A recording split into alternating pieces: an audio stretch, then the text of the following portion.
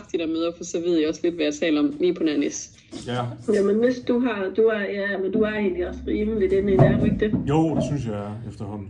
Og Linda, vi har mødt hinanden før en gang hvor jeg arbejdede for BIR. En gang hvad? Jeg arbejdede for BIR, Bøjer Innovative Engineering. Dem lavede du et eller andet med. Hold det op, det er mange år Så jeg siden. kan godt huske det. Ja. Men det er jo pinligt, at jeg ikke kan huske dig, men det var nærmest 10 år siden. Det var et meget kort møde, tror jeg. Jeg føler stadigvæk Jonas, der er gang i ham. Ja, det er der. Så. Det stopper aldrig. Nej. Nå, men Lotte, er du klar til, at jeg så småt så går i gang? Det er jeg. Christine, sidder du hjemme, eller sidder du ovenpå? Christine sidder hjemme. Nå, okay. Jeg er hjemme. Ja. Det ligner ikke vores kontor. Nå, det synes jeg var meget. Ja. Så, Har du brug for at sige noget, Lotte, inden at jeg siger noget? Jamen, jeg skal bare sige, at du siger noget i en halv time. Cirka. Max. Ja.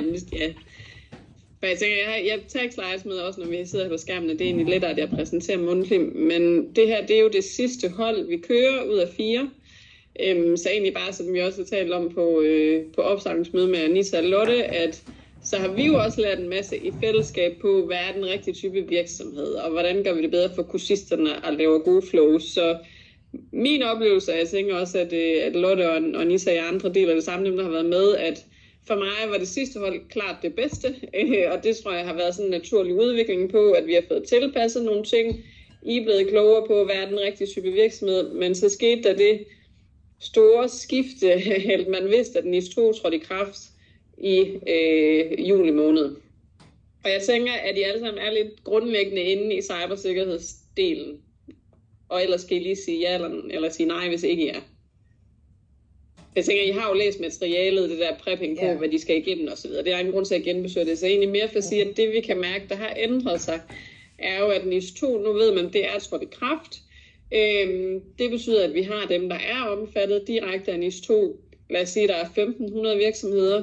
Så er der noget med forsyningskæde, altså leverandører, hvor man siger, at I er også omfattet på grund af noget størrelse og alt muligt andet. Men det, der egentlig er game changeren i det, er, at de virksomheder, som er omfattet af NIS 2, det er for bøvlet for dem at sidde og sortere i, hvad for en leverandør er omfattet, hvem er ikke.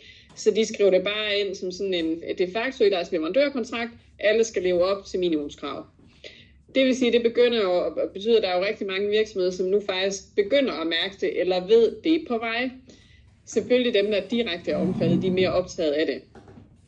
Og det, der også er vigtigt at sige, det er, at NIS 2 er jo, det skal jo ikke være sådan en skræmmekampagne, at er du omfattet, så skal jeg leve op til en hel masse. Det er jo nogle minimumskrav.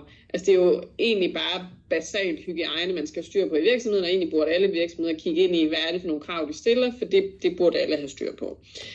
Men mere for at sige, at vi kunne se det her skifte, så både vi kunne se, at der var flere, der har landet jobs, og at der er flere, der er i hvert fald nogen, som er blevet ansat direkte ude i praktikstederne som cyber- og informationssikkerhedskoordinator. Det vil sige, at vi begynder også at se et skifte i, hvad er det for nogle stillinger, der begynder at være. Virksomhederne begynder at sige, at vi skal faktisk afsætte nogle ressourcer. Og det er jo egentlig det, vi hele tiden har sagt, at det her kursus uddanner ikke specialister.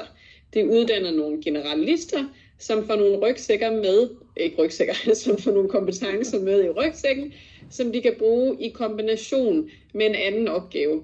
Så det, som jeg jo på hvert hold har sagt, nu kommer I ud og skal måske søge en projektlederrolle, men måske skal I være den, der 25% af tiden også er koordinatoren for cyber- og informationssikkerhedsindsatserne. Og så vil det være et fortal af jer, der kommer ud og sidder i en specialistrolle. Så man kan sige, at vi har jo haft nogle af kandidaterne, som er blevet ansat, for eksempel ved Deloitte bagefter som konsulent, men det er også klart, at det har været nogle af stjernekandidaterne. Det er nogen med god erfaring, motivation, som har vist sig at være virkelig dygtige, og det er jo fortsættet, der kommer ud i de specialiststillinger. Det var sådan kursistdelen. Det vil sige, at det som vi også kan se, at virksomhederne har været meget optaget, især på sidste hold, det er, at det har fyldt rigtig meget med NIS 2 som sådan overskriften, og derunder Governance, Risk and Compliance. Så det vil nogen, hvis de er lidt inde i det, så vil de nævne måske GRC for jer. Og det er jo alle de områder, der relaterer sig til at sidde og arbejde med risikostyring og risikovurderinger. Altså sidde og kigge på virksomheden. Hvad er det for nogle kronjuveler, vi har? Hvad trusler er der? Hvordan laver vi en ordentlig prioritering af, hvad vi egentlig skal bruge vores budget på? så er det sådan noget med, hvis man skal have D-mærket, hvad er det for nogle processer og dokumentation, vi skal have styr på. Hvis vi vælger at kigge over mod ISO-standarder, hvad er det igen for noget dokumentation, vi skal have styr på. Så knap så meget egentlig at igangsætte tekniske opgaver, men have styr på hele det her governance-delen. Det er det, der har været rigtig mange, der har været optaget. Der var knap så mange, som egentlig sagde, at de var interesseret i en teknisk profil, der skulle sidde med noget i driftsafdelingen, som egentlig var positivt, fordi vægtningen passede egentlig meget fint. For holdet har oftest bestået af, lad os sige, 22, som var mere velegnet til sådan noget proces, dokumentation, risikostyring, awareness, og så den sidste 8 var måske tekniske med en SLO-baggrund osv. Så det er ikke at sige, at dem, der er teknisk interesserede, eller som siger, at vi kunne godt tænke os at kigge på SIS-kontrollerne og mere operationelt, de er stadigvæk relevante, men jeg tror, I også vil opleve, at det andet fylder mere, hvilket er helt fint. Så Trine, vi havde et møde med, nu kan jeg ikke huske, hvad virksomheden hed. Hvad hed de? Var det Tiny Robots? Var det den? Du er lige muted, men pyt med, du nikker, det var dem. Eller jeg kunne ikke høre, hvad du sagde i hvert fald. Du var Tiny ikke Mobile Robots. Vi kan ikke høre dig. Der er ikke lyd på. Anyways, vi havde et møde med dem, og det var bare et rigtig godt eksempel på et møde, hvor der kommer en, hvad var han? Han var vel CTO, ham vi havde mødet med, som siger, at vi er allerede optaget af, at sikkerhed er vigtigt for os, vi er en vækstvirksomhed. Vi har ikke, lige nu har vi ikke båndbredde til, at der egentlig bliver afsat tid til det, men vi ved, at det er en vigtig opgave. Vi har skelet til D-mærket, så mærkningsordning vi godt kunne tænke os, så det passer helt perfekt at få en kursist i praktik til ligesom at i gang sætte det arbejde. Så det der med, at der var sådan alle de gode parametre var tækket af på at sige, at det var en vækstvirksomhed, det er vigtigt for dem i forhold til den industri, de opererer i forhold til NIS 2. Han havde allerede selv kigget ind i D-mærket og motiveret for det. Han kunne se, at det kunne skabe værdi, at kursisten kom og ligesom gav dem det rygstød, fordi de ikke selv havde ressourcerne indsendt, og der sad ikke en sikkerhedsafdeling. Han var ligesom den, der var i front, man havde brug for noget hjælp. Så mere for at sige, det var bare et rigtig godt møde, fordi at han jo selv havde defineret, hvad kunne jeg godt tænke mig. Vi er motiveret, og vi har ressourcerne til det, altså til at afsætte tid og sparring. Så det var sådan en rigtig god virksomhed. Som jeg sagde til Trine, så er det jo ikke alle, der vil være så klar og skarp på, hvad de har brug for. Det er også helt okay. Men det, der har været vigtigt i den proces med gode virksomheder, har jo været, at de helst ikke måtte være for små. Og dem synes jeg egentlig, vi fik luet ud sidste gang, for dermed bliver de for små, og sådan enkeltmandsvirksomheder eller 5 mand, så bliver det ofte for tyndt. Så vi skal helst lige op i en lidt større størrelse, hvor der begynder at blive det her behov, og hvor måske det her med processer og dokumentation er vigtigt i deres arbejde med det. Så siger vi stadigvæk mellem 10 og 80, Linda. Det har vi jo gjort de sidste gange. Der har vi sagt mellem 10 og 80 ansatte, sådan cirka. Er det stadigvæk din opfattelse? Altså Tiny Mobile Robots, han sagde, at de var 150 på global plan. Ja, der er nogle af dem, der bliver lidt større. Jamen, det er fint, det gør ikke noget. Jeg vil næsten sige, det der er ikke mere afgørende, det er, at vi helst vil undgå der, hvor de har en sikkerhedsafdeling. Ja. Fordi det der med at sige, hvis de har en CISO, og de har ting i gang, så vil de ofte sige, at vi har styr på det. Der skal ikke komme sådan en kursist og tro, at de kan kloge sig på noget. Der, hvor at det stadigvæk godt kan være relevant, for dem havde vi nogle af sidste gang, det var sådan nogen som, hvad hedder de, Unitas måske, tror jeg de hed, som jo sidder og arbejder med det, og så sagde, at vi har brug for noget manpower, der kan hjælpe os med noget mapping med ISO op mod NIS 2. Det ville bare være vildt fedt, hvis vi fik en praktikant. Altså de havde en direkte motivation for at få en kursist ind. Så det jeg bare vil undgå, det er, at vi sidder til et møde, hvor det er direktøren, der har booket ind, CISO'en, altså sikkerhedsansvarlig, kommer med på mødet, og så vil han sidde og sige, vi har ikke brug for hjælp, altså vi har styr på det. Kan I følge, hvad jeg mener? Altså det er den dynamik, jeg gerne vil undgå. Så det er ikke, fordi vi skal gå udenom dem, hvis de siger, at de allerede har en sikkerhedsafdeling. De skal i hvert fald være motiveret og kan se fidusen i, at de får en lidt grønnere profil ind, der kunne have lyst til at arbejde med noget. Og måske nogle gange vil man opleve, at dem, der så har en sikkerhedsafdeling, så er de måske faktisk meget fuldt beskæftiget med det tekniske. Altså at få implementeret nogle tekniske ting, så de halter på procesdelen, noget dokumentation, og så kan det være, at de siger, at det kunne være meget fedt, hvis der var en, der kunne komme ind og hjælpe os med det, for det er jeg ikke optaget af, eller det har jeg ikke tid til.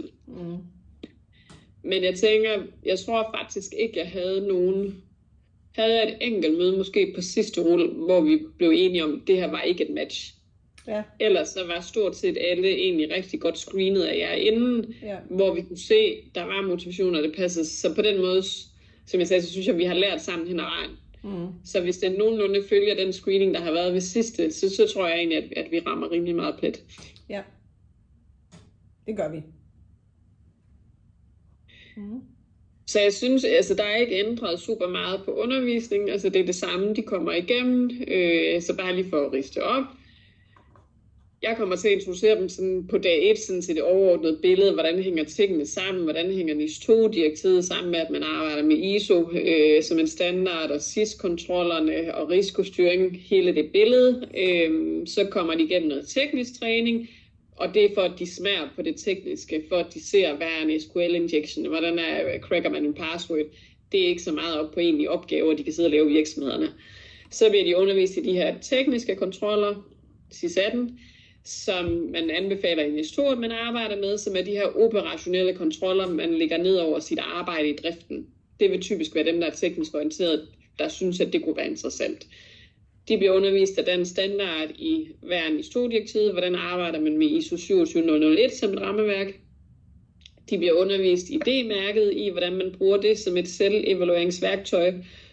Det, der er godt ved D-mærket, er, at har man et CVR-nummer, så registrerer man sig gratis, og så har man adgang til det her værktøj, som egentlig er mappet op mod NIS2-kravene, så man i D-mærket vil den stille mig som virksomhed en masse spørgsmål, jeg så skal svare på, og så kommer jeg i rød, gul eller grøn. Så det der med, at det er et sindssygt godt værktøj for alle at bruge, og så er der nogen, der vælger at sige, at vi vil gerne certificeres, altså få D-mærket, men så skal man have ført tilsyn. Så når vi underviser i det, og det ser jeg også på praktikmøderne, så er det ikke fordi vi vil have, at SMV'erne nødvendigvis skal D-mærkes, men de kan jo bruge et rigtig godt værktøj, der er blevet investeret rigtig mange penge i gratis, og selv evaluere dem selv, hvor de ligger henne. Og så bliver de undervist i ICMate, i beredskabsplaner og genopretningsplaner.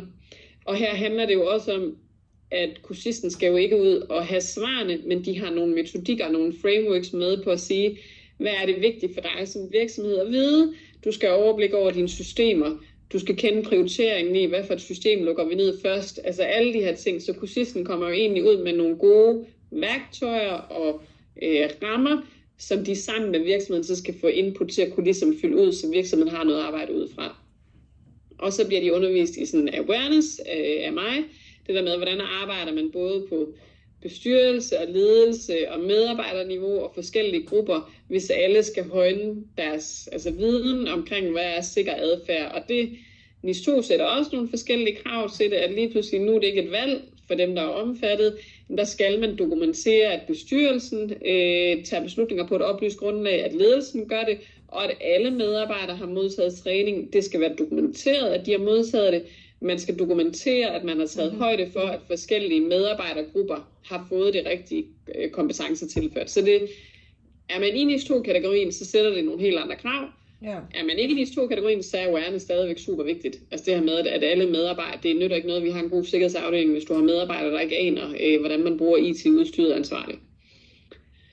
Så det er stadigvæk de emner, vi kommer igennem, og som stadigvæk giver rigtig god mening, og flowet er jo stadigvæk det samme, at jeg tager mødet med praktikstederne, og igen, det er altså helt op til jer at blive med på de der praktikmøder, eller virksomhedsmøder.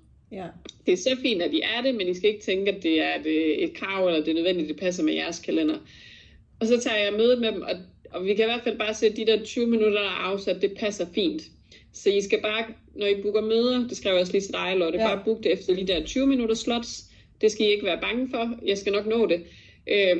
Vi bruger de 20 minutter, og så siger jeg til dem, at jeg sender dem en mail lige bagefter mødet, hvor jeg lige samler op og sætter jer på som CC, altså virksomhedskonsulenten. Og så er der et link til en formular, de skal udfylde.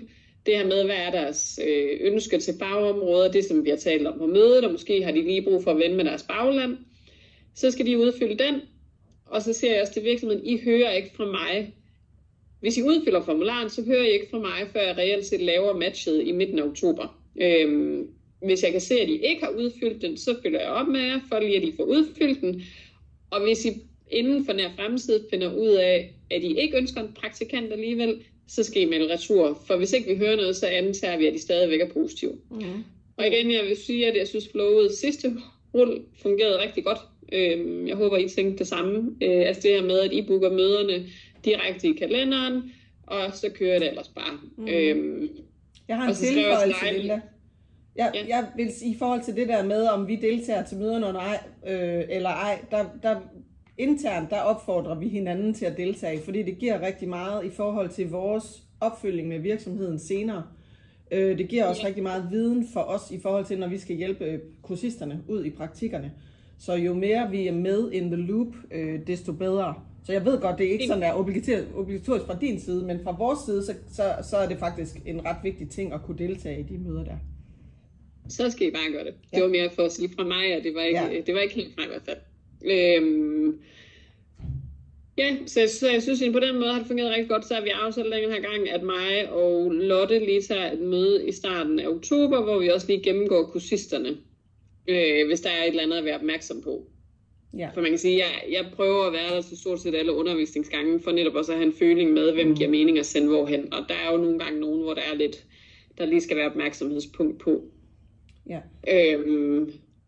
Og så siger jeg også til dem, hvor jeg kan se, at vi har nogle store virksomheder, hvor der måske også godt kunne være potentiale for ansættelse, så siger jeg også til møderne, at jeg gør mig umage, og jeg sender de bedste kursister ud til der, hvor der stilles størst krav. Ja. Altså så det der med, og det er jo heller ikke fedt at komme ud som en kursist, som måske ikke er så stærk, ud til nogen, som har nogle høje forventninger. Og det er den balance, jeg ligesom prøver at se med, så alle får en god oplevelse med det. Ja. Men det synes jeg er lykkedes et langt stykke hen ad vejen. Det synes jeg også.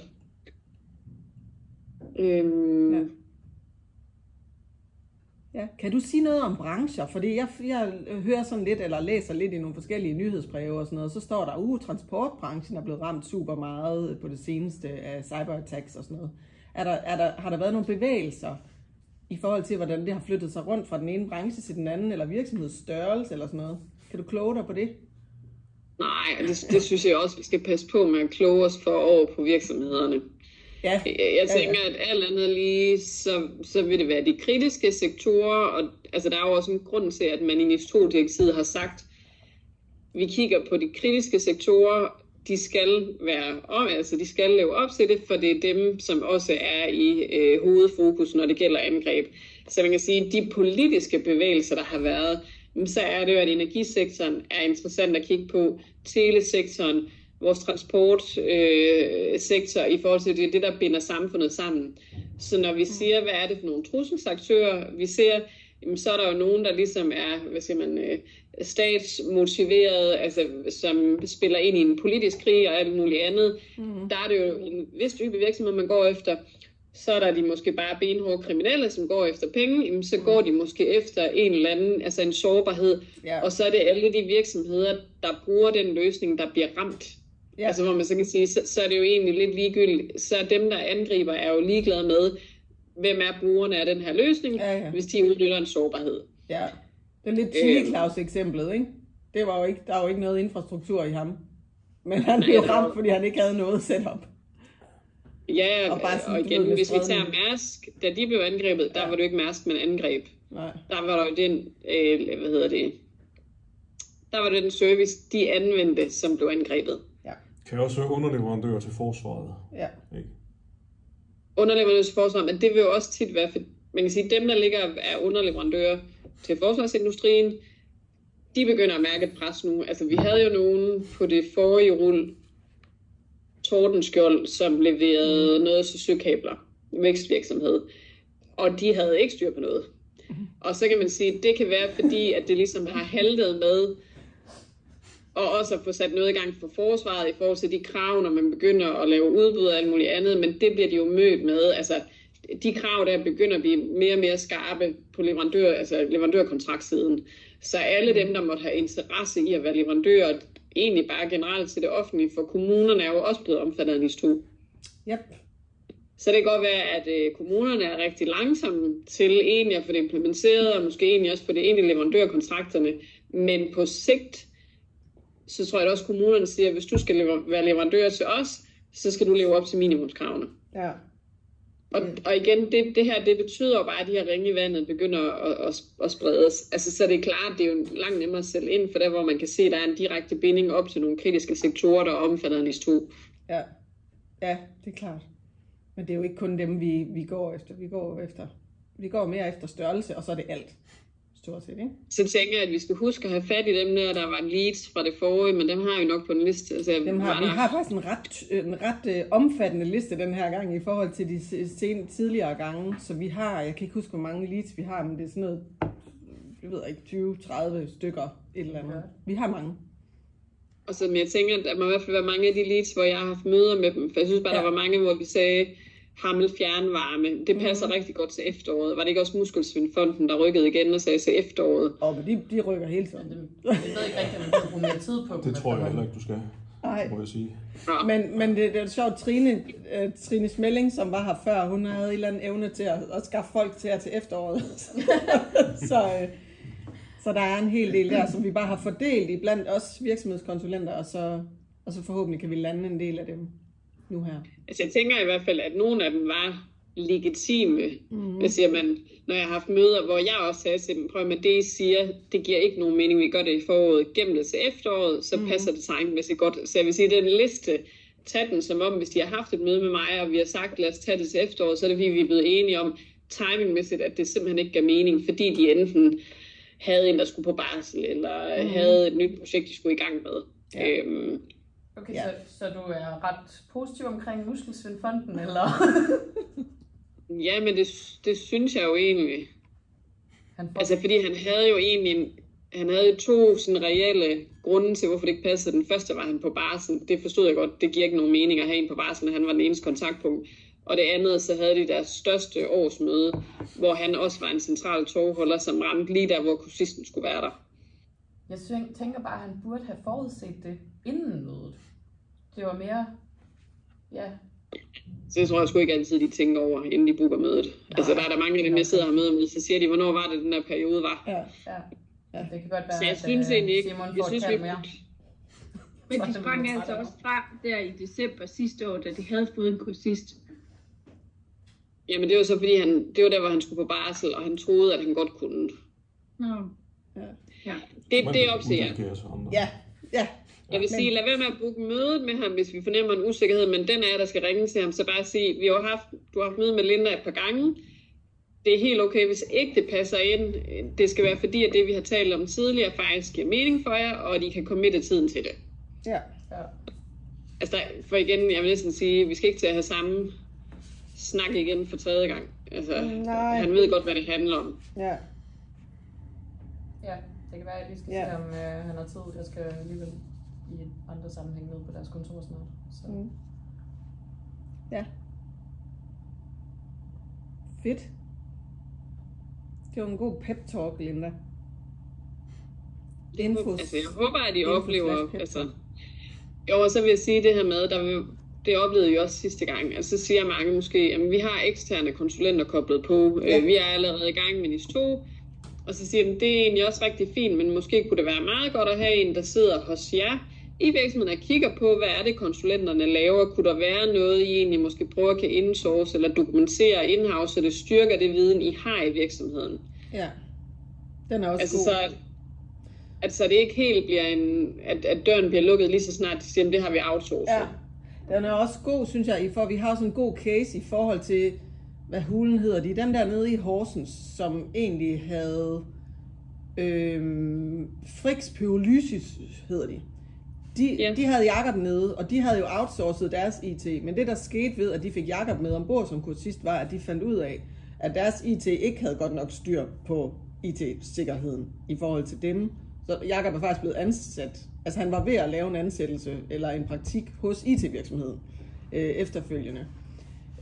Men så det kan jo også være et eksempel på, at selvom de har en ekstern IT-leverandør, så kan de også godt have en in-house, som faktisk hjælper med at finde ud af, lever det egentlig op til det skal leve op til, og hvordan kan vi gøre det bedre. Jeg skal faktisk lige, og nu kan jeg ikke huske, om det var ham. Der var en, som var gammel grafiker, selvstændig, Nej, det var ikke Jakob. Jakob, det var ham, som... hvad fanden var han? Han var sådan en pædagog og et eller andet IT-didaktik-agtigt et eller andet. Nå, det var ham. Men vi havde bare en på sidste hold, og jeg synes, jeg kunne se på listen, han var blevet ansat derude. Det synes jeg bare var en rigtig god case. Ja. Det var ham, som var senior, som sagde, jeg er jo lige trådt ind i mit forår, selvom folk siger, at jeg er på vej ind i efteråret. Så kunne jeg bare se på listen, synes jeg, og jeg havde nemlig tænkt, det var en virksomhed ude i Hinderup, han var kommet ud til. Okay. Nå, fedt. Det kunne godt være, det var en af der havde haft den. Jamen, jeg tror, han blev ansat ved tryk, ved lasertryk, og ikke ind med cybersikkerhed. Nå, okay. Nå, ja, det er rigtigt. Ja. Men han fik så et arbejde. Han fik et arbejde. Han var mega glad for altså, hele forløbet. Han sagde, at det var det, der var med til at give ham et job. Fordi han fik så god energi. Ja. Og det var en virkelig god praktik også. Dejligt. Ja. Og det er fedt, at I har lavet den der, det fortæller lidt de andre om senere, I har lavet det der flyer med cases, hvor der er nogle tidligere kursister, der siger noget. Det er pis godt. Det sender vi med ud i dag, når vi sender ud til en hulens masse borgere i Aarhus i dag. Og jeg tænker, at altså, hvis det kan hjælpe, så kan I også godt sende den med til virksomhederne bagefter, så de kan se det. Ja. Hvis det giver noget. Ja, det kunne faktisk også godt være, det kunne det. Men jeg satte den i hvert fald, når vi ses til første infomøde, så tager jeg en stor stak med. Jeg kan også sende nogen med til dig, Anissa, når vi mødes den 24. Så kan I lige have nogen på kontoret. Ja. Ja. Yes. Fedt. We're rolling. Men altså, jeg vil gerne snakke med dig rigtig meget længere, Linda, og høre, men du skrev bare, at der var gået lidt ged i vores kommunikation, så du havde... Ja, men, så jeg har faktisk noget med Katrine fra Aarhus Universitet her 10.30. Okay, godt så. Men er der nogen, der har nogle spørgsmål måske til dig, så skal vi da lige åbne op for det. Hallo? Anything? Nej, vi har fuldstændig styr på det. Fuldstændig styr på det. Så det synes jeg jo, der har været. Altså, så ring til mig eller skriv, hvis der er et eller andet. Og hvis ikke jeg lige svarer, når I ringer, så bare lige skriv, at det er jeg, der ringer, hvis ikke jeg har jeres telefonnummer. Ja. Du er en af dem, jeg kender, der er hurtigst til at svare på mails.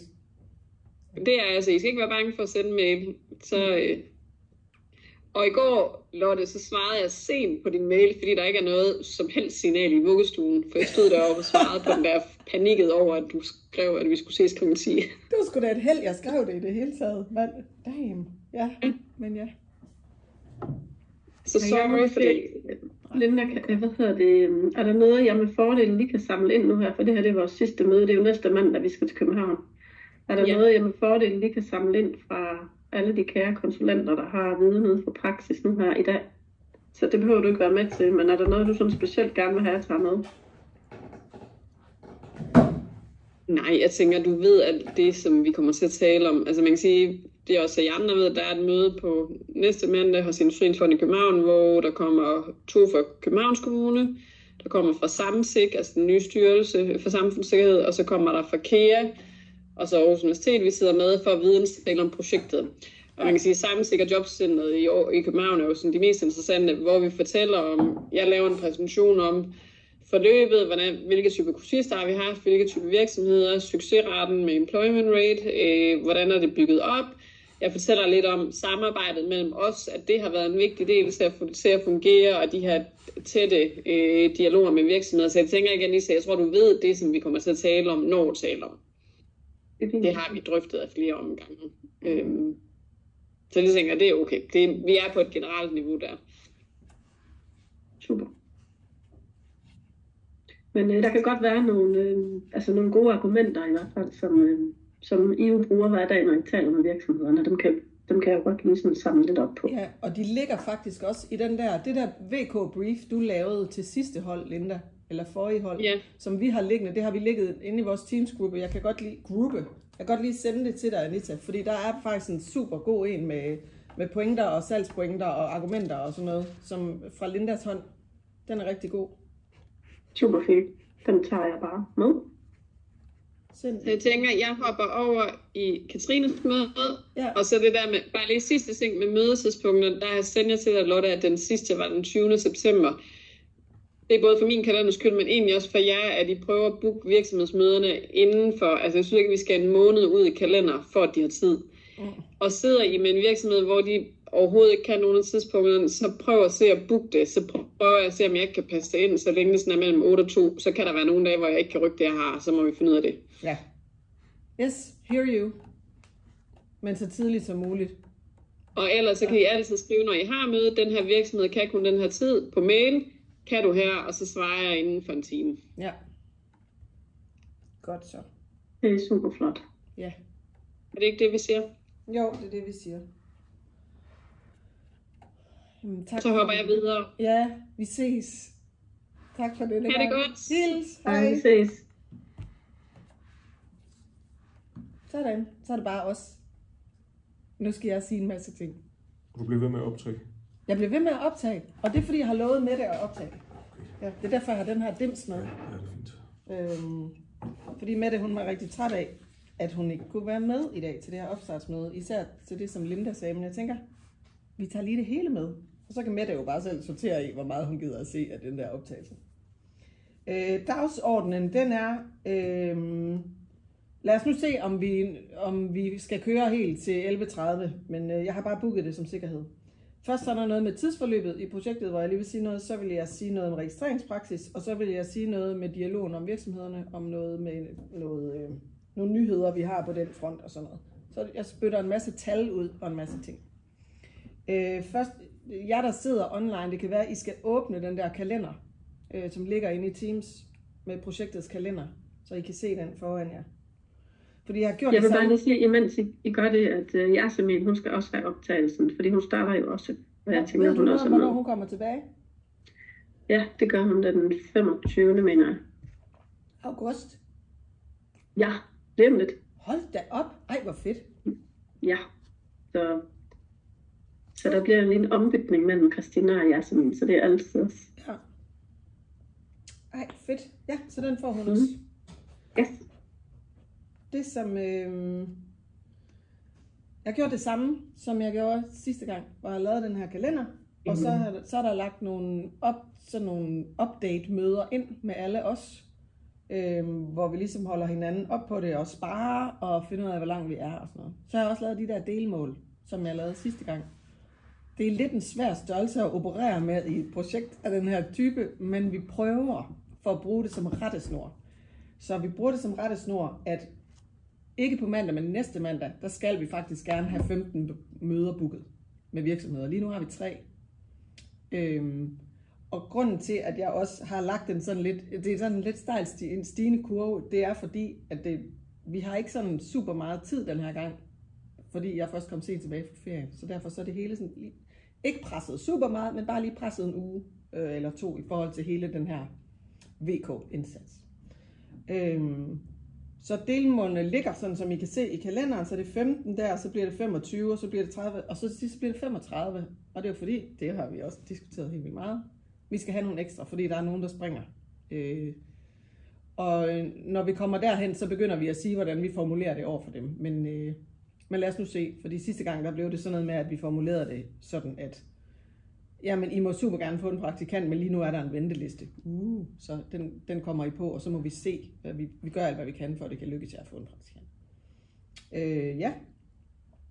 Så har vi de der infomøder, som er 1. september og den 4. september. Sidste gang, der ville I gerne deltage til infomøderne. Det går ud fra, at I gerne vil igen.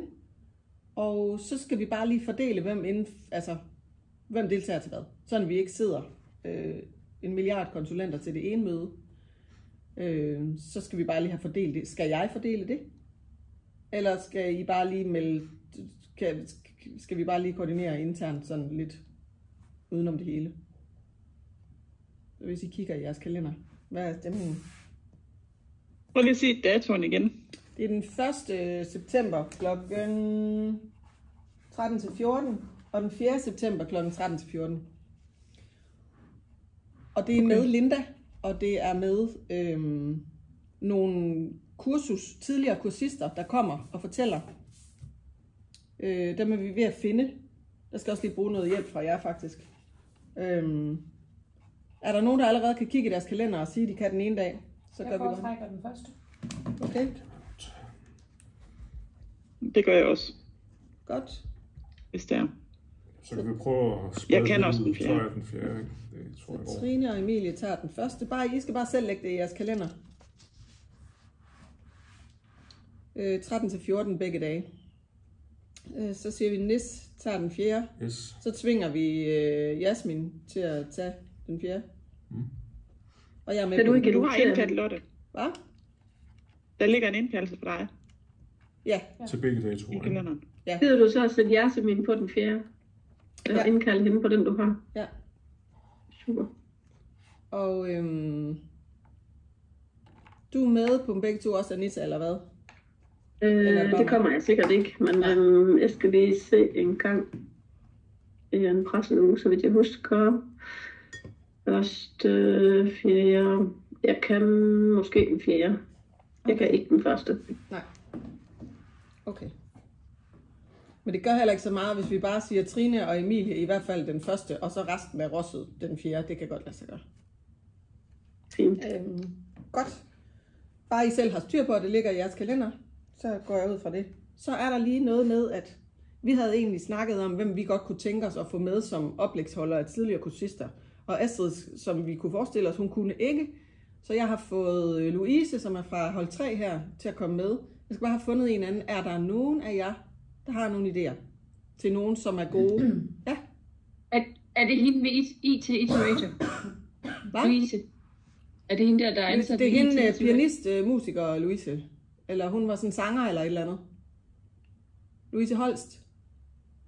Ja, godt, fordi det hende sad jeg nemlig lige tænkt på, fordi hun var jo i praktik med IT Iterator, og nu har hun en ansættelse på 4-5 måneder. Og jeg tænkte på Søren, som er ude ved Mariendal lige til, men ham skal vi i forvejen bruge til noget andet, fordi vi holder det der event for tidligere kursister. Det holder Linda senere på året. Og der skal han ligesom med, hvis han siger ja. Så jeg vil gerne have nogle input til, hvem vi kunne hive fat i, som kunne komme. Altså, de skal jo i virkeligheden bare lige komme et kvarters tid og bare lige fortælle om... Altså, der var hende, der blev ansat ude ved TDC Erhverv. Nejda eller sådan noget, Neda. Ja, Nejda? Ja, som var i praktik ved Bellinger. Okay, hende prøver vi lige. Er der andre, der har nogle bud? Jeg tror, hun hed... Hvad fanden hed hun? Hun, der var ude ved... Altså, det må godt være fra tidligere hold også. Det gør det selvfølgelig lidt svært for nogle af os. Jeg var der ikke tidligere. Nej. Det var heller ikke, så jeg kan ikke byde en ord. Nej, hende jeg havde nede ved kollegiekontoret. Hun har fået job inden for cybersecurity. Ja, hvad hedder hun? Det skal jeg lige finde frem til. Hende fra kollegiekontoret? Ja. Godt. Super sød pige. Ja. Og arbejder med cybersecurity nu. Og god til at formulere sig. Ja, godt. Meget. Ja. Godt, så har jeg nogle bud. Det er fint. Tak. Meget seriøst. Det er meget seriøst. Det kan I ikke se, men der er en meget tjekket dagsorden her. Ja, det er meget, meget tjekket. Ja, Anita, du er min chef. Du skal lige se, hvor tjekket den er. Sådan der. Puha. Ja, hold da op. Men det er fordi, jeg synes, der er også meget, jeg skal huske. Du laver ret mange tjekkede ting, Lotte. Ja, men jeg laver mange tjekkede ting. Jeg burde få mere løn. Nudge. Altid. Nå, så er der den der med, hvad hedder det? Der kommer en workshop-dag med kursister, som jeg også har indkaldt jer til. Og det var noget, som Anita og jeg og Linda snakkede om, at vi vil gerne have, at kursisterne er lidt mere klar over, hvad de egentlig kan bruges til. Og vi vil også godt hjælpe dem mere sådan på forkant med at sætte gang i deres jobsøgning. Og bruge de kompetencer, de er ved at tillære sig, og de får under praktikken osv. Imens de er i gang. Så det har vi fået proppet ind i noget tid, som egentlig er kursustid, der en gang i slut oktober. Den 20. Kan ikke huske, hvornår det er. Men jeg tænker ikke, at vi alle sammen skal være der til den der workshop-dag. Men vi vil gerne have, at vi er sådan en 2-3 VK'er på det. Og jeg vil i hvert fald gerne være der som tovholder. Så hvis det er noget, I er interesseret i, så må I gerne lige melde tilbage til mig. Den står her i workshop-dagen med kursister. Det er den 30. oktober. Så det er faktisk dagen inden deres sidste kursusdag. Der skal vi lige sørge for at hjælpe dem. Altså vi skal også besvare en hulens masse spørgsmål, sådan plejer det at være. Men vi skal faktisk også arbejde igennem med deres CV og deres LinkedIn og deres jobsøgning og uopfordret jobsøgning og sådan noget. Og der er sat 2 timer af til det, og de kommer her på jobcentret. Så, Jeg hiver fat i jer, hvis ikke I selv melder tilbage til mig, og siger, at det vil I gerne være med til. Du kan bare sætte mig på. Det yes. Jeg vil også gerne være med, hvis det er. Godt. Og jeg kunne forestille mig, Mette også gerne ville være med. Det kunne jeg forestille mig, hun også gerne ville. Ja. Det lyder da mega fedt. Jeg vil også gerne være med, hvis jeg var der. Jamen, så må du vente lidt med at føde jo. Ja. Kan du ikke det? Ja.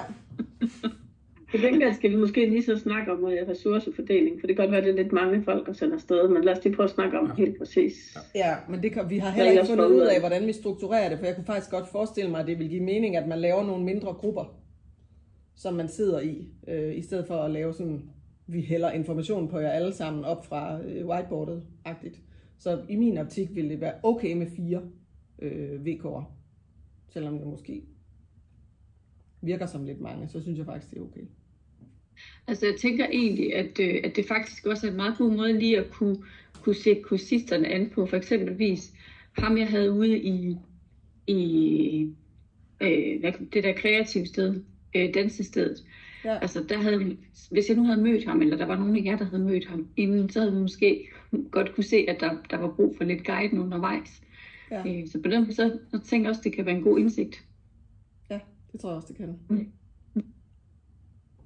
Nå, men den holder vi på den facon her. Det tager fint. Og så kan vi andre jo bare lige melde tilbage. Altså os, der er med det, vi kan jo melde tilbage til jer andre, hvis vi får noget input af et eller andet art, ikke? Så informationen ligesom spreder sig ud. Godt, det var sådan hele tidsforløbet for projektet. Er der nogen, der har nogle spørgsmål til det? Er der nogen, der er i tvivl om noget der? Godt så. Så hopper vi videre til det der med registreringspraksis. Det kan jeg også godt se, det har vi faktisk også styr på efterhånden, fordi der er jo lavet 26 notater nu, så det er folk ved at have styr på. Det er den der med. Det vigtige for mig er bare at sige, ja, I skal registrere det som en kampagne, altså det er kampagne, der er formålet, og så skal I skrive det der cybersecurity i et ord, E2025 i en bunke, og så skal I også gerne lige skrive, hvad resultatet var af samtalen i notatet. Og jeg ved godt, det måske er sådan lidt træls i en hverdag, hvor man har travlt og skal skynde sig, men det er faktisk fedt at have så mange notater på det som muligt, fordi det, som vi gjorde sidste gang, det var også, at vi fandt ud af, okay, hvor mange samtaler skal der egentlig til, for at få et ja nogle gange. Altså, så vi bruger det også til noget statistik. Jeg bruger det personligt til at holde styr på, hvem jeg har haft kontakt til, for man kan jo bare sortere på virksomhedskonsulent inde i det der dashboard. Og så kan man sige, okay, det er dem her, jeg skal have fat i igen. Så på den måde er det sådan set meget fint. Lige nu er der nogen af dem, som stadigvæk står på det der tidligere dashboard, men det skal jeg lige snakke med Marit om. Det, som jeg så synes er vigtigt at sige i forhold til det her registreringspraksis, det har jeg sikkert sagt før. Dem, som siger nej, vær lige sød også og skriv, hvorfor de siger nej, så vi kan finde ud af, hvad det er, folk har af forbehold. Nu ved jeg godt, der kommer ikke nødvendigvis et kursus mere, men forhåbentlig i 7.13, så kommer der jo nogle flere kurser, og så kan vi bruge det rigtig meget til vores salgsindsats. Når der så er nogle af dem, som I registrerer job på, hvor I får de der mails ud fra Sande, hvor der står, at nogen er gået i job, og I skal registrere det, eller I selv opdager det. Så vær sød, at når det er nogle kursister, der har været på cybersecurity, så skal jeg lige have at vide, at de er gået i job, og hvor de er gået i job henne, og hvad de har for en titel. Fordi vi hver anden måned, der laver jeg statistik på det, som så går videre til Linda og til universitetet. Og som I kan høre, så bruger hun det også for eksempel på det der møde med Industriens Fond og sådan noget. Så en ting er antallet, hvor mange der er gået i job, men det er rigtig vigtigt for mig at få det der input fra jer, i forhold til, hvor de går i job henne. Ja, også fordi jeg bare er nysgerrig, jeg bare gerne vide det. Så har jeg lavet sådan lidt statistik over det der med notaterne. Og jeg kan se, at sidste i foråret, da det team, der var på i foråret, vi havde i alt 318 notater på cybersecurity. Så det vil sige, at det er i gennemsnit 60 notater per næse. Så der skal en del benarbejde til, altså for at få de der aftaler i hus. Nu ved jeg godt, at vi har den der ret omfattende liste over dem, som vi skal kontakte, som har sagt måske eller udskudt eller et eller andet. Så dem synes jeg helt klart, jeg håber I er enige i, at dem skal vi tage fat i først. Er det unikke virksomheder, eller kan det være samme virksomhed, der er kontaktet 3 gange? For det sker jo tit, fordi man skal have aftalen i hus. Det er ikke unikke. Det er faktisk det er bare antal af notater, så der kan godt være 3 notater på en virksomhed. Ja, så det er bare lige for at sige, at det lyder næsten helt skræmmende, men altså... Ja.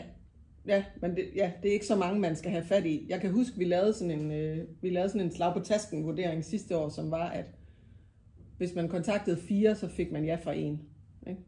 Men det er ikke mere end 4. Jeg tror sgu ikke. Det er faktisk okay så. Jamen det er også fordi, der er så kæmpe forskel. Der er nogen, der bare sådan er helt... Ikke? Og så er der nogen, som med det samme siger ja, hvor du ikke engang nærmest behøver at sætte et møde op med Linda, hvor de bare siger, ja, det vil vi dame gerne. Og så er der nogen, hvor det er sådan, at det skal igennem den ene og den anden afdeling og ansvarlige, og det tager 100 år en madpakke. Så meget forskelligt. Jeg har et spørgsmål. Ja. Der er en af de virksomheder, der står på listen over dem, vi kontaktede sidste år, som vi gerne måtte kontakte igen. Der står boligkontoret, som havde en kursist sidst. Men der står så også et notat fra juni om, at Linda har sagt, at de vil nok gerne være med. Ja. Så der er et eller andet, jeg er ikke lige helt med. Nej, men så må man gå ind og kigge på den enkelte. Og hvis de så har haft en kursist, så må man jo gå ind og kigge på, og har de nogle andre CVR-nummer eller nogle tilknyttede virksomheder eller noget eller andet. Okay, godt så. Ja, hvis ikke der står noget, så må man, så kan vi lige finde ud af, hvad det så gør. Ja, det var bare... Jeg vidste ikke lige, om jeg skulle reagere på den, eller bare lade den hænge. Nej, det ved jeg sgu heller ikke. Jeg ved ikke, om det er en fejl, eller om det er... Det var nemlig det. Ja. Pas. Ja, prøv lige at undersøge det. Og så hvis det virker helt crazy, så gør vi lige noget. Det virker crazy. Ja. Men det kommer an på, hvad der står i notaterne. Ja, det er sgu lidt kryptisk. Okay. Og er det en Trine? Ja. Nå, det finder vi lige ud af. Ja. Godt. Det var hele den der registreringspraksis. Det har vi fuldstændig styr på. Alles godt? Er der nogen, der har nogle spørgsmål? Godt så. Skål!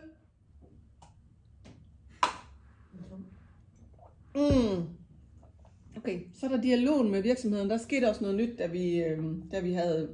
da vi og I alle sammen havde lavet evalueringer der sidst. Der var nogen, som I nok kan huske, som sådan foreslog, at der skulle være sådan en kontrakt ved praktikstart. Man lavede en form for sådan samarbejdsaftale, kontraktting imellem virksomheden og praktikanten. Og der har vi fået Linda til at lave sådan et udkast, som egentlig er fint. Det er sådan lidt tyndbenet, til gengæld er det meget generelt, og det passer fint med, at man måske også lige tvinger virksomhederne, også måske kursisterne, til sådan lige at lave lidt mere forventningsafstemning, inden de går i gang med samarbejdet. Så på den måde er den faktisk rigtig, rigtig fin. Så det vil vi egentlig gerne have bliver brugt. Det er ikke en skal-ting. Det er mere sådan en, hvis man har en fornemmelse af, at det er måske lidt vævende eller sådan noget, så kan det være en rigtig, rigtig god idé. Og vi fortæller også kursisterne om det. Det kan jo også være et værktøj for dem til at få nogle mere klare aftaler i hus med virksomhederne. Linda snakker også med kursisterne om det i forbindelse med de der sidste kursusdage, hvor hun ligesom skal klæde dem på til at komme ud. Vi havde også lidt en snak med hende om det der med, at nogle af dem i evalueringen der i foråret, de havde sådan lidt den der med, de ville godt have været klædt bedre på til den der sådan konsulentrolle, de lidt følte, de skulle ud og have.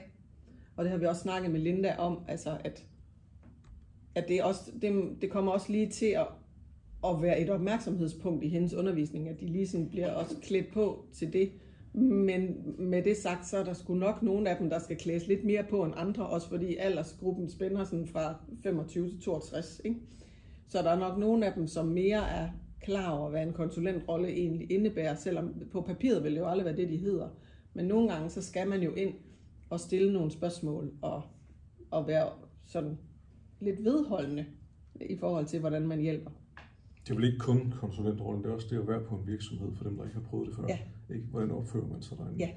Ikke? Man indgår i dagligdagen, og man overvejer nogle uenigheder og nogle uhensigtsmæssigheder også. Ja. Hvordan gør man det? Ja. Så den er sådan lidt generel påklædning. Og der synes jeg håber, at jeg har ret i, jeg synes, vi har været okay til at tage den up front med deltagerne, når vi har jo tit haft nogle af dem i røret, inden de skulle ud i praktik eller sådan noget. Nogle gange sker der så der er bare det, at vi har dem i røret, når de lige har startet praktikken, og de ikke kan finde deres ben, og de er sådan lidt, det var slet ikke det, jeg regnede med og sådan noget. Så det er egentlig lidt et tiltag for at forsøge at få taget det lidt sådan up front, og Linda er også opmærksom på det. Så snakker vi om det der med at stille computer til rådighed, og det vil vi, når I snakker med virksomhederne, så hvis de spørger om det, så det må de faktisk gerne. Som udgangspunkt må de meget, meget gerne stille en computer til rådighed. Det er simpelthen et sikkerhedshensyn, at det er nemmere.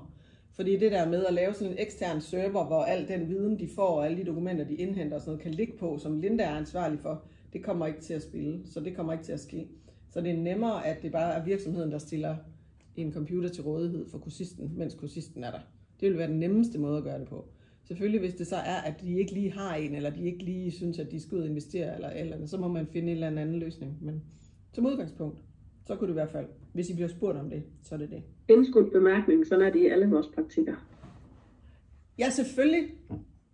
Ja. Det er faktisk rigtigt. Det kom jeg lige til at opdage dengang, hvor vi havde den der evaluering. Godt. Det sidste, som også er noget lidt nyt i den der dialog med virksomhederne, det er, at der var nogen, der efterlyste sådan en, vi kaldte den alle mulige forskellige ting, men det var sådan en fortrolighedskontrakt, eller sådan en eller anden form for klausulting, man kunne underskrive, når man var ude som kursist, sådan at man ligesom lovede at behandle deres data ordentligt. Altså en NDA-aftale? Ja, lidt. Sådan lidt. Ja. Også, og ikke at videregive det til andre, men også opbevare det forsvarligt og slette det, når man er færdig, altså noget. Og det var vi i dialog med Linda om, Anita og jeg, og var sådan lidt, hvordan kan det spille? Og vi endte med at sige, hvis virksomhederne spørger til det her, det må de meget gerne, ja tak, så skal de lave den. Så skal de lave den der fortrolighedskontrakt, og så skal de bede vedkommende til at skrive under på den, og om at skrive under på den. Og det er ikke specielt langhåret, er min opfattelse, og så hvis det giver dem mere ro i maven, så by all means. Der er jo på nettet en standard, ikke? Det går på personen, ikke på alt muligt andet. Ja, så det, præcis. Ja. Så det er, det var det nye, der var i forhold til dialog med virksomhederne. Ellers så er der ikke så meget nyt. Jeg prøver at kloge mig på, hvad der sådan sker, men det er skide, altså, der er jo ikke, jeg er jo bare almindelig dødelig, jeg kan ikke følge med i det der cybersecurity. Det seneste, det var den der, jeg skrev ud til jer med, at der kommer flere ind på nogle uddannelser nu her. Der er også åbenbart kommet nogle nye uddannelser. Der har været en på Erhvervsakademiet tidligere, som hed et eller andet med IT-sikkerhed et eller andet, men nu kommer der flere, og optaget er meget, meget større. Så der var selvfølgelig den der nyhedsartikel med, at de har afvist så mange, og hvilket er piværgerligt. Men det er jo stadigvæk et fint nok argument i forhold til vores indsats. Altså, at det er jo fint nok, at de kan få sådan en praktikant, men det kan de måske om 1 år eller halvandet. Så kan de få en studiepraktikant faktisk i et halvt år. Tror jeg, hvis det er sådan, de der uddannelser bliver. Sådan læste jeg det. Jeg synes, det er jo super spændende, men man lader det... 4 måneder. Hvad siger du? Men har der været en uddannelse tidligere, der hed noget med IT-sikkerhed? Ja, erhvervsakademierne har haft noget. Fordi okay, nogle gange og det har ikke bare været kursus? Nej, nogle gange har vi dem imellem fingrene som konsulenter. Der har vi nogen, der er et eller andet IT-sikkerheds et eller andet. En overbygning.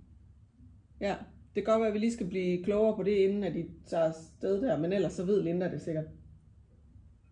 Gør hun nok. Lotte, hvordan er der fulgt op på, hvad virksomheder får ud af det? Ja, det tænker jeg. Altså i forhold til praktikkerne, evalueringerne. Ja. Så det har du på hver virksomhed, altså, hvor de kan sige konkret det her, der kommer en rapport ud af det, som gjorde sådan og sådan for os. Ja. Så, og det er jo igen det er sindssygt forskelligt. Nogle af dem står inde på hjemmesiden, fordi så er de lavet som cases, og der er lavet nye cases siden foråret, som ligger inde på den der Bonus Cyber Know-how hjemmeside, som jeg henviser altid til den, fordi jeg synes, at de der testimonials, de er rigtig gode. Og jamen, så kan man sige, os der har været i gang i noget tid, vi har jo den fordel, at vi kan nævne nogle tidligere cases selv, og det er jo ikke sikkert, at Trine og Nis og Jasmin kommer til at kunne det. Så det er måske lige genlæse den der opsamling på evalueringerne. Lavede vi opsamling på evaluering med virksomhederne? Jeg gjorde ikke. Jo, det gjorde vi faktisk. Ja, det gjorde vi. Så der er noget notater til deres eventuelle svarene. Ja, der ligger noget inde på Teams også med noget opsamling på det. Og ellers så skal vi jo bare bruge hinanden. Altså så hvis der er et eller andet, så skal vi jo bare spørge os gamle rotter. Det gør vi. Ja. Ja, så vi var faktisk med i første runde. Ja. Men det var jo en spæde start, hvor vi ikke helt vidste, hvad vi skulle sige til virksomheden. Ja. Så er det meget vand i åen, men hun har heldigvis lidt sådan bund. Ja. Men det er sådan blevet væsentligt nemmere faktisk, synes jeg. At tale med virksomhederne. Det er jo ikke nødvendigvis blevet nemmere at overbevise dem om, at de skal have en praktikant, men det er bare blevet nemmere at tale med dem om det, fordi man kan sige, awareness-niveauet i forhold til det her, skal man forholde sig til. Det er simpelthen blevet højere. Også fordi jeg bliver bombarderet med alle mulige nyhedsmails og nyhedsbreve og alt muligt, der handler om IT-sikkerhed, og erhvervshusene har gang i noget. Og så dialogen kan man godt indgå i. Jeg synes, næste step var så, at de begyndte at sige det der med, jamen vi har allerede sat konsulenter på, fordi vi var så bange for det-agtigt. Og det er jo så der, hvor der er kommet de der gode argumenter for, at man også har en in-house stadig. Ja, og så nogle gange synes jeg også, at argumentet kan være, sådan har det i hvert fald været indtil nu, at alle de der konsulenthuse, som findes rundt omkring i Danmark, som arbejder med IT-sikkerhed, de har sindssygt svært ved at skaffe folk. Så derfor kan det også godt være svært at skaffe konsulenthusene. Jeg ved ikke, det er måske sådan lidt langt ud, men altså generelt har vi jo ikke fået uddannet nok i Danmark i forhold til, hvad der er brug for hjælp til. Nej. Og så er det ikke også altid bare et godt argument at have en in-house, som ikke tjener på at male et eller andet trusselsbillede op, som måske er alt for meget eller et eller andet, ikke? Men ligger der ikke også rigtig meget opdragelse i det, i forhold til medarbejderne, som de eksterne ikke bare vil komme ind fra sidelinjen og gøre? Jamen det kan de jo godt, men så dør den jo bare der, og det er der jo mange, der har gjort tidligere. Mange af dem, synes jeg, som vi har talt med, nu må I lige rette mig, hvis jeg tager fejl, jer der har været med tidligere.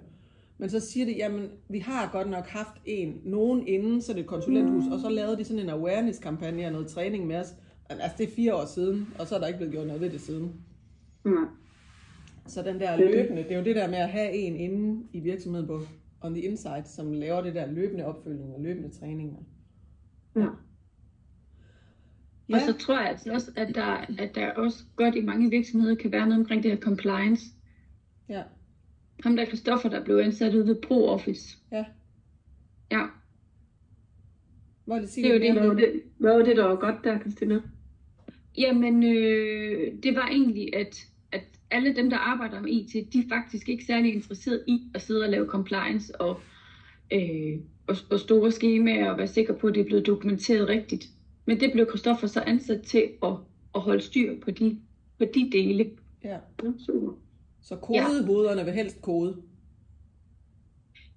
Ja, og så skal man have nogen til at hjælpe dem med at dokumentere, at det er okay, det de har gjort. Ja. Det kan god mening for alle.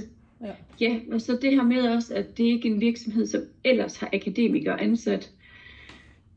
Så det her med, at han kom med en anden måde at være struktureret på, det var lige det, de havde brug for. Ja. Ja. Og så ansatte de jo faktisk en mere fra sidste hold, som så sidder og skal hjælpe med og også at lave nogle forløb omkring cybersikkerhed, som noget e-læring. Fedt. Og vi snakkede med Linda om der må være lidt genganger. Og i forhold til virksomhederne? Ja. Det må der ikke. Det er ikke genganger. Nej, det var bare ansat. Det var bare lige noget, jeg kom i tanke om, fordi vi plejer at sige, at der godt må være et par stykker, men nu vil helst have vi går, og det er fordi, altså aftalen med industriens fond er jo at få det udbredt så meget som muligt, men altså, jeg tænker, hvis der er nogen, der vil igen, og det giver god mening, så er det sgu bare sådan der. Ja. Ja, så hvis I taler med nogen, så må vi lige vende det, hvis der er nogen af dem, som har været med tidligere. Boligkontor. Måske boligkontor. Måske. Altså især hvis det er en god praktik, så synes jeg sgu, vi tager den. Ja. Ja, det var vist, du har ret. Hendes argument har jo været det der med, at hun skal jo have x antal virksomheder igennem, som at de har fået den her. Men hun er også på vores hold i forhold til at sige ja til de gode praktikker, så det går. Det er rigtigt. Ja. Og så kan jeg sige, at i forhold til informationsmøderne, så er der 17 tilmeldt til nummer 1 nu.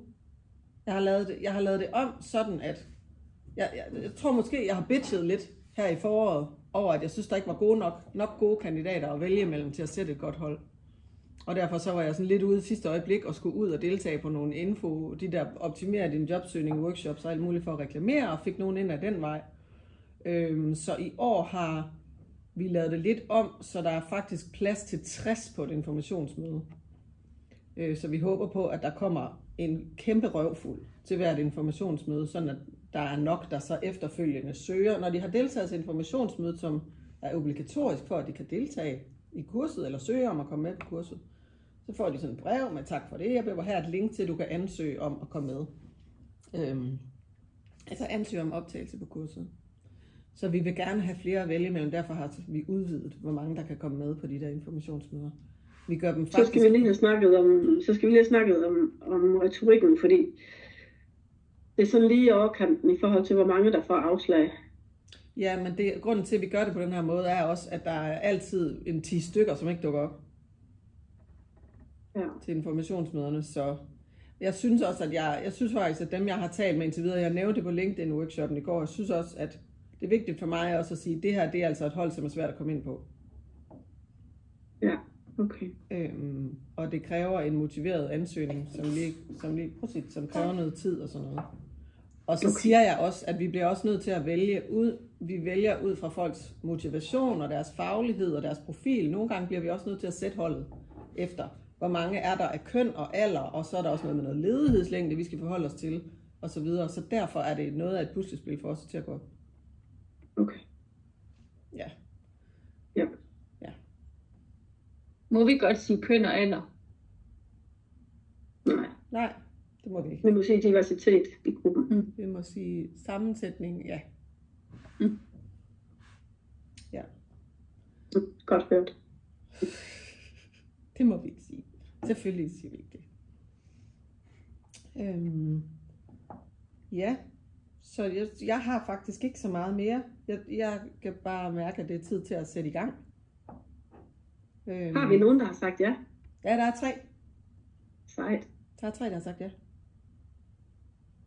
Trine og Emilie har skaffet, så vidt jeg kan huske. Kan du huske, hvad den tredje er? Ja, det er også en af mine. Godt. Jeg har 2, som jeg tror vil sige ja. Jeg har en, der faktisk er en med, men de får ferie. Ja. Så er det 4, når de... Ja. 80. Vi kan allerede godt begynde at sige, måske bliver der snart venteliste. Ja. Det bliver optaget med det samme. Det er eksklusivt. Ja, du kan få sådan noget, hvad er det, sådan noget early bird adgang som virksomhed. Ja. Men hvis der er nogen af jer, der har noget mere, så smid det endelig på bordet, og ellers så kan vi jo bare lukke festen lige om lidt. Og så stoppe optagelsen, medmindre den er stoppet af sig selv. Det tror jeg ikke. Jeg kan se prikken. Kan du se prikken hvorhen? Med lidt god vilje. Altså inde på skærmen Ja. Skærmen på skærmen. Så vi kan lige vinke til Mette. Hej Mette. Tak for godt overblik og godt engagement fra alle. Det bliver super, tror jeg. Det gør det. Vi går herfra med et brag. Altså fra hele sidste hold 4, ikke? Det bliver the one to beat them all. Yes. Fedt. Kom til mig, hvis der er noget. Skriv til mig, hvis der er noget. Og jeg glæder mig faktisk til at komme i gang. Jeg håber, at det bliver nemt den der gang. Det gør det. Det gør det. Og altid på det. Selvfølgelig. Vi er klar. Vi er alle sammen her nu. Ja. Hvis ikke vi ses, så god weekend. I lige måde. Rigtig god weekend. God weekend. God weekend. Vi ses mandag. Ja, god bedring, Anita. Tak. Hej. Hej, hej. Hej. Hej. Hej, hej.